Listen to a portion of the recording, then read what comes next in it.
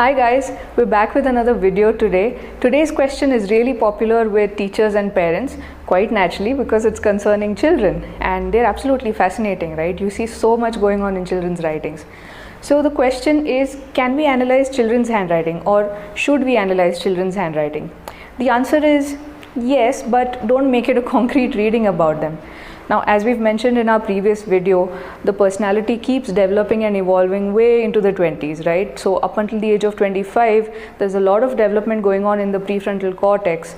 So all the finer features of our personality will, keep getting shaped and solidified as we grow older. The same is true even for handwriting. So when you look at children's writing, of course, there is a lot of change that you will see happening over the number of years that they are growing. That said, it is definitely very useful to analyze children's writings because it's a great way to get a peek into their ongoing development, right? So some very useful benefits of looking at their writing, for example, are being able to spot learning disabilities. Things like ADD, ADHD can be spotted very quickly through the handwriting, and it saves both the child and the parent a lot of suffering because you can spot it and then quickly refer the case to the school counselor or to the special education needs counselor in the school, right? It's very useful. The second and greatest use is actually to be able to gauge the inner environment of the child. Very often children don't express themselves through words, but you can spot something in the writing and it can act as a very good cue. What if the child is coming into the classroom every day, for example, and showing signs of anger or sadness in their writing every single day?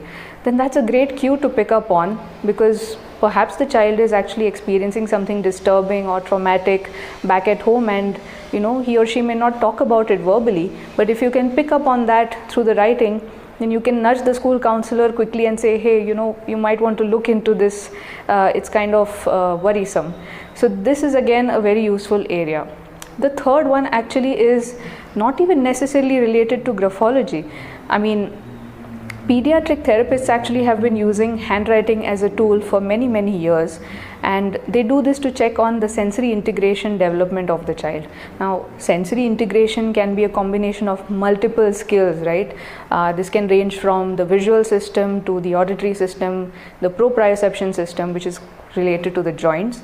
Then there's the vestibular system and the tactile system, which is concerning, the finer gross motor skills. One area that you can see this is how children can maybe form the grip of the pen, how you hold the pencil or the pen. So all of this combined is a great way to look at the sensory integration development of the child. And pediatric therapists have been using this for a long time, in fact even occupational therapists. So it's very useful to look at handwriting. Actually, there are also some very popular scales that have been designed to check on the sensory integration, but these are largely pertaining to the kind of handwriting that kids learn outside India.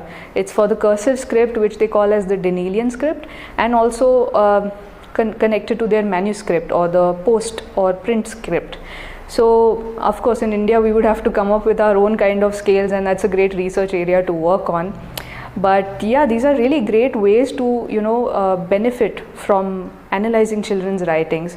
Of course, take it with a pinch of salt. It's not going to be a concrete reading about the child. Kids are fascinating, and there's so much to learn from them because they're often great mirrors to us and we have a lot to learn from them. So yeah, I mean, it's always very useful to have some kind of a feedback mechanism going on when you're around kids. So I hope this has answered the question, and until next time, keep sending us your questions. It's great fun to read them and answer them. And yeah, we'll see you soon. Take care. Bye.